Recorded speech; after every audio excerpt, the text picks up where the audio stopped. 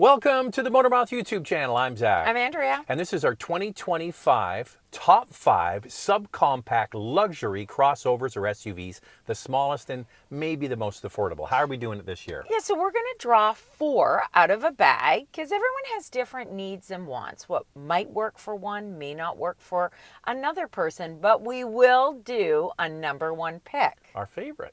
Let's get into it. Let's get the bag. Let's get the bag.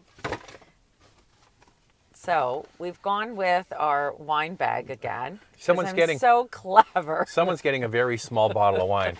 All right. That may fall out of the bottom. Yeah. All right. Oh, there's 2 in here. Let me throw one back. Don't look. I'll throw one back. Okay. Oh, it's the BMW X1. Ooh, well, I really like that one a lot. I actually like the exterior design of the X1. It has gotten a little bit bigger.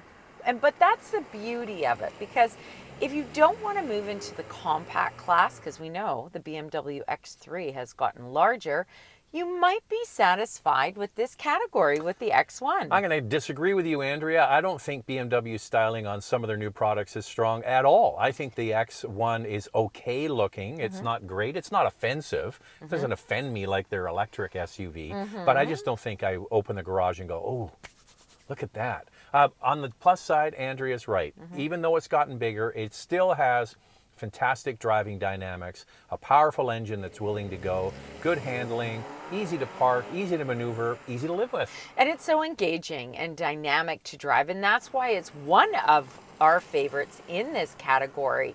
BMW knows how to build a vehicle that is fun, and it's no different with the X1. I actually like the fact that they've added features to this. The previous model was a little bit loud. I found that it lacked many features, and BMW has taken care of that with the X1. What I don't like... Let me guess. The big screen? No, I don't mind the screen. I would like to see more knobs and buttons because many things are done in the screen, but I don't love that toggle shifter, and the interior to me is just okay.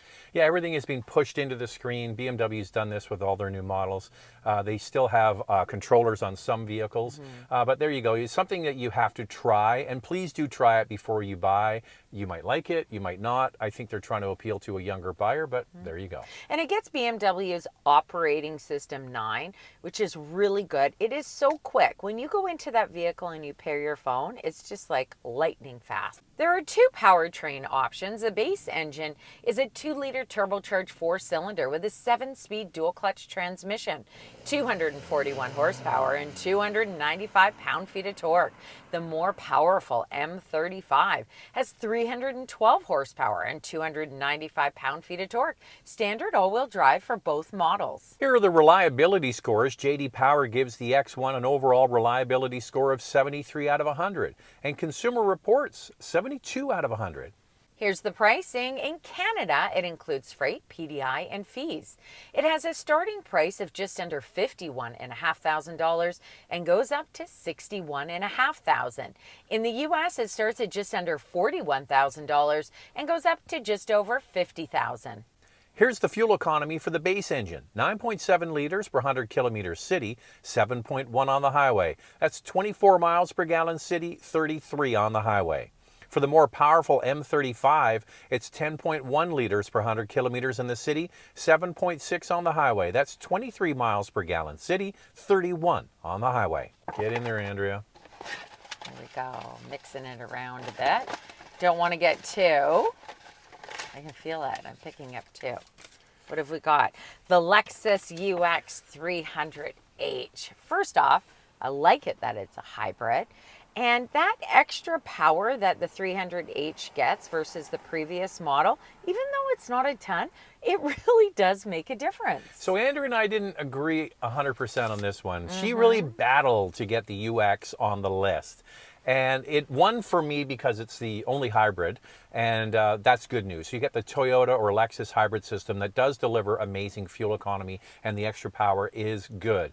But I don't really love this vehicle because it's just really, like, it's the most sub of the subcompacts on this list. It's very tight in the back seat. The cargo area is shallow. It isn't very big, but It's on the list because it's a hybrid, and if you're a couple and you don't need the back seat every day and you don't need a lot of cargo space, it's an amazing urban runaround. And I think that's the thing. It comes down to needs and wants. Sometimes people do want to drive a smaller vehicle, a hybrid. It gets terrific fuel economy.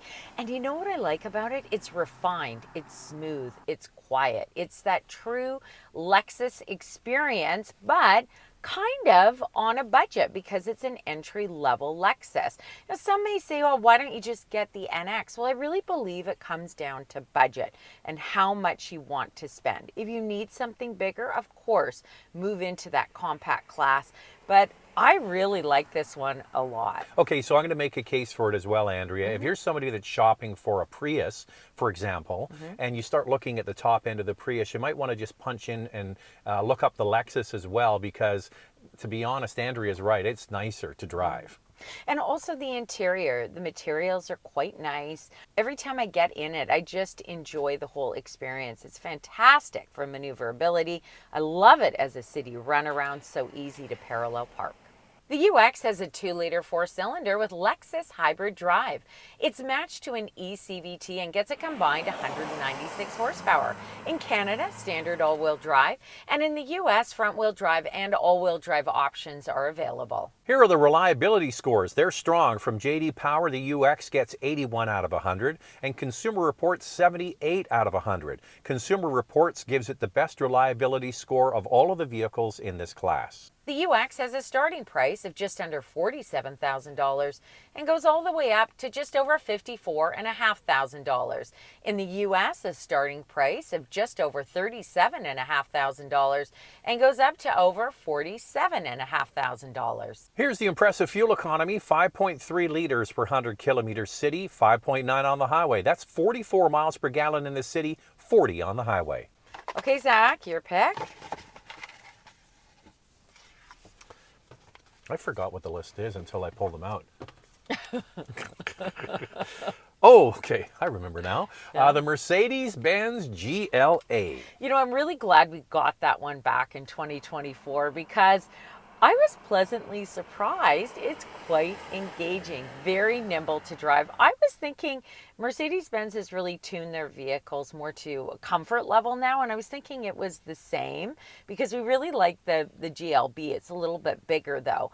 That's not the case with this. It's quite fun to drive. And it's also made for Canada, GLA.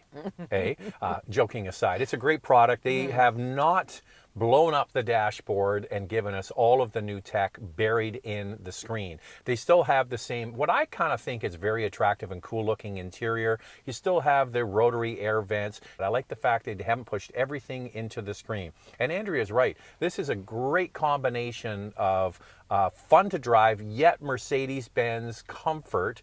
And the one thing they didn't do though, Andrea, they brought out this new model. I can't spot the difference. I mean, Mercedes-Benz gas models haven't changed much. Even when they bring out a new model, it looks like the old one. I think it's better that they've gone in that direction versus their EQ models because they're a bit out there in my opinion. But I think that the GLA exterior-wise is a little bit plain. It could have a sportier design, but I understand why they did it. It's going to appeal to many people. The interior is comfortable. It offers some good space in the rear seat and cargo capacity in this class. Overall, it's a very good job by Mercedes-Benz on this vehicle, and I've recommended it after driving it again to many of our viewers. There are 2 powertrain options. The base engine is a 2-liter turbocharged 4-cylinder with a 48-volt mild hybrid system. It's matched to an 8-speed dual-clutch transmission, 221 horsepower and 258 pound-feet of torque, standard all-wheel drive. There is a more powerful option, the AMG GLA 35, with 302 horsepower and 295 pound-feet of torque. Here are the reliability scores. Unfortunately, J.D. Power has not yet rated the GLA, but Consumer Reports gives it an unfavorable score of just 55 out of 100. Here's the pricing in Canada. It includes freight, PDI, and fees. It starts at $51,500 and goes up to just over $62,500. In the US, it starts at $43,000 and goes up to just over $58,000. Here's the fuel economy for the base engine. 9.4 liters per 100 kilometers city, 7.1 on the highway. That's 25 miles per gallon city, 33 on the highway. For the AMG version, it's 10.9 liters per 100 kilometers city, 8.4 on the highway. That's 22 miles per gallon city, 28 on the highway. So we do 4 out of the bag, and then we pick our overall pick. And I think some of you might be surprised. I think some of you are going to be pounding on the keyboard. just get a feeling, Andrea. I also want to mention before we move to this one that some of the luxury brands offer a 48-volt mild hybrid system, and we did mention that the UX is a hybrid. It's that traditional hybrid system. But with a 48-volt mild hybrid system, you do see a slight difference in fuel economy if it didn't have it. Yeah. So I think it's good that they're offering it. Yeah, don't get confused with 48-volt mild hybrid. It's not a pure hybrid. Okay, there's one left in there, Andrea. One left. What have we got here? What have we got here? Any guesses? I know what it is. Go ahead, read it out. The Volvo XC40. One of the things I really like about this model is that it's comfortable. I like the seating position in the cabin. The materials feel more upscale. And I always say to viewers, if you're looking for something that's comfortable, that has a refined drive, it's smooth, and the cabin is quiet, I say XC40. It hasn't changed much. That's the one thing with Volvo is they leave their cars for a long, long time without many updates. And even when they do update them, kind of what Mercedes-Benz with the GLA, you can't really tell much of a difference. And this vehicle has been in the marketplace for a long time. So you look at that as a positive or a negative. The good thing is if you buy one, it still looks current many years to come. It's the interior. That's where this vehicle shines. It's got so many clever little features and nooks and crannies that other brands just haven't thought of. Like in the door cards, there's no speakers, so you get really big door cards. The tonneau cover in the back actually has a place under the floor to hide it. And there's a little garbage can in the center console. I'm not sure if you are like us, we have garbage in the door pockets and eventually you have to clean it out. That's a great thing to have. And also like hooks for shopping bags, which more manufacturers are doing. So I think it's really quite a special vehicle because it's unique.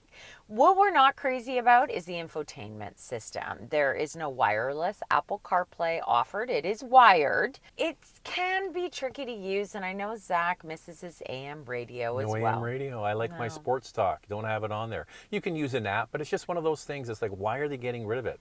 At least they're not like Honda that got rid of satellite radio. Why they're doing that, I don't know. And I also like that the XC40, there's a gas model, but there's also EV if you want to move into that category. And one thing that I like about the EV is it looks like the gas model. The gas model has a B5 powertrain. It's a 2-liter turbocharged 4-cylinder with an 8-speed automatic transmission, 247 horsepower and 258 pound-feet of torque, standard all-wheel drive. The electric EX40 with rear-wheel drive and all-wheel drive options. Rear-wheel drive models have 248 horsepower and 310 pound-feet of torque. All-wheel drive, 402 horsepower and 494 pound-feet of torque. Both models have 476 kilometers and 293 miles of range. Here are the reliability scores. J.D. Power gives the XC40 an overall score of 74 out of 100, and Consumer Reports just 56 out of 100. Here's the pricing for the gas model. In Canada, it includes freight, PDI, and fees. It starts at just over $50,000 and goes up to just under $60,000. In the U.S., it starts at just under $42,000 and goes up to just under $51,000. The electric in Canada starts at just under $63,500 and goes up to just under $78,500. In the U.S., just under $54,000 and goes up to just over $60,000. Here's the fuel economy for the gas model, 10.1 liters per 100 kilometers city, 7.8 on the highway. That's 23 miles per gallon city, 30 on the highway. So I'm almost sure, Andrea, nobody's guessed what we're going to pick.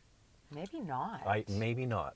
And one of the reasons is I think it's kind of moved into the luxury category because they updated it and added a lot of stuff that was missing. So what is it? What is it? It is the Mini Countryman. Oh, wow. Okay, at first when I saw this, I was thinking, oh, exterior design, kind of awkward, not sure I love this. But then you drive it, and Mini has made this vehicle bigger. So it's going to appeal to a larger audience within this subcompact class. But it doesn't take away from its performance. It's still fun, engaging, dynamic, nimble. I really enjoyed it. All right, so at the beginning, we started with the X1 from BMW, and we're ending with the Mini Countryman. They're cousins, okay? BMW owns Mini. This is a shared platform with BMW, and both brands excel at handling and driving dynamics. So BMW delivers that in the X1, and Mini delivers it especially in the Countryman. Okay, I'm not a fan of the exterior styling, Yeah. but the one thing I've learned doing this for many, many years is you do kind of get used to designs after a while.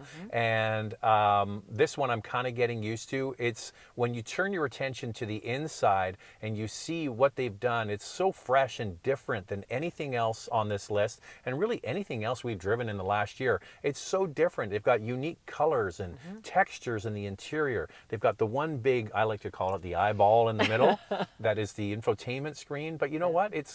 I like the fact that it's kind of fun and different. Mini's using sustainable materials on the inside, which does make it quite unique. The textures are pretty cool in it. Obviously, it's spacious. It's bigger now. And also the graphics on that eye are really crisp and clear. One thing I don't like about the Mini, and I'm hoping that the brand can update it through a software update, is that the infotainment system is quite laggy.